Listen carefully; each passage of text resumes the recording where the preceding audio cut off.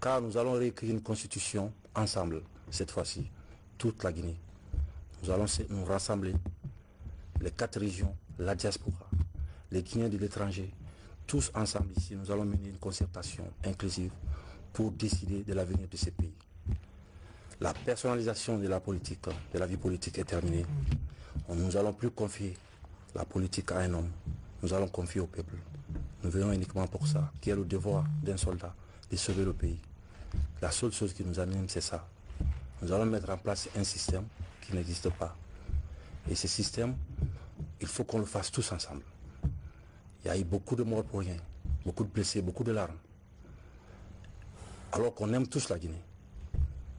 Donc, je pense qu'il est temps pour nous de se comprendre, de se donner la main, de s'asseoir, d'écrire une constitution qui est adaptée à nos réalités, capable de régler nos problèmes.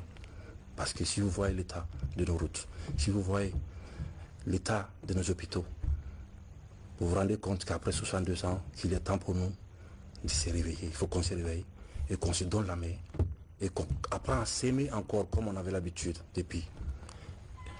Donc nous appelons nos frères d'armes, des unités de toute la République, de se mettre du côté du peuple, cette fois-ci, pour une bonne fois, d'aider le peuple de Guinée à sortir de ça, parce qu'on a besoin de sortir de cette ornière-là. Nous invitons également chacun, en ce qui le concerne, de rester dans ces casernes et continuer les activités régaliennes. C'est quoi? C'est protéger la population, nos frontières. C'est le combat qu'on doit mettre, qu'on doit continuer. Les plus amples informations seront données, mais sachez encore que nous allons engager une concertation nationale pour ouvrir une transition inclusive et apaisée. Plus personne ne doit mourir pour rien. Le Guinéen ne doit plus mourir pour la politique, parce que nous avons mis la politique en devant et oublié aussi ce qui nous sommes. Nous allons travailler ensemble avec tous nos partenaires, bi- et multilatéraux. Aussi rassurer le respect des engagements vis-à-vis des organisations internationales. Le Guinéen respecte sa parole. C'est ça la dignité. L'harmonie entre le dire et le faire. Et qu'est-ce qu'il disait, Jerry Rawlings? Il dit que si le peuple est écrasé par ses élites, il revient à l'armée de rendre au peuple sa liberté. Car nous venons tous du peuple de Guinée. Je vous remercie, peuple voyant de Guinée. Je sais qu'on est capable de prendre notre destin en main. Et nos anciens qui sont morts, ils pourront être fiers de nous. J'espère que cette fois-ci, nous allons arrêter de se battre pour rien. Car la Guinée, elle est belle. Nous n'avons plus besoin de violer la Guinée. On a juste besoin de la faire l'amour. Tout simplement. Je vous remercie. Nous voulons rassurer tout le monde, ici présent, qu'il n'y aura aucun esprit de haine, ni de vengeance. Il faut dire qu'il n'y aura pas de chasse aux sorciers. Je vous prie de lever la main droite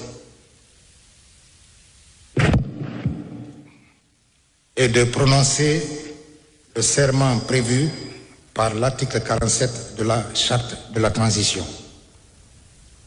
Moi, Mamadi Doumbouya, président de la Transition, je jure devant le peuple de Guinée de préserver en toute loyauté la souveraineté nationale, de respecter et de faire respecter les dispositions de la Charte de la Transition, la dignité humaine, les lois et règlements de la République, de remplir mes fonctions dans l'intérêt supérieur de la nation, de consolider les acquis démocratiques, de garantir l'indépendance de la patrie.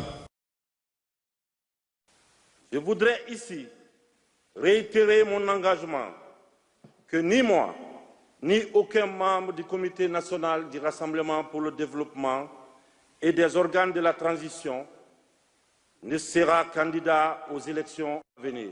Nous devrons œuvrer ensemble pour poser les bases d'une société réconciliée et engagée pour son développement socio-économique. Et serez-vous candidat?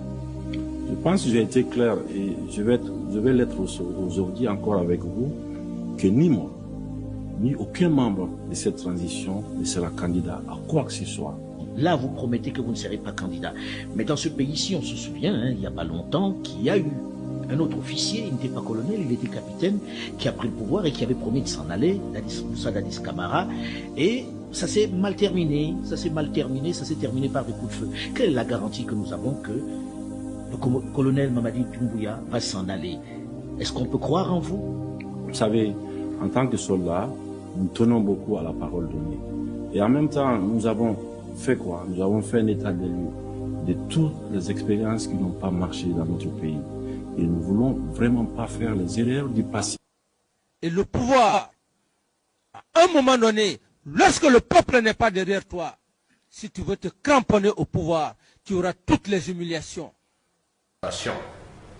Nous avons des enseignements de l'histoire. Vous n'avez pas besoin d'aller chercher dans les livres à Harvard, à la Sorbonne, ailleurs. Si notre passé ne nous enseigne pas, nous risquons encore de dévier. Et ce peuple à qui vous parlez aujourd'hui, il est debout. Il vous attend. Faites attention aux langues mielleuses. Faites attention à ceux qui vous chantent des louanges. Ce ne sont pas vos amis. Le président déchu, aujourd'hui là où il est, je pense qu'il est à mesure de savoir qui était son ami et qui ne l'était pas. Nous avons été combattus. Notre pays nous appartient à tous. Vous... Donc Mamadi et ces hommes qui sont autour de lui ne sont pas forts. On ne peut pas être plus fort que le peuple. Seul le peuple est fort et seul le peuple est souverain.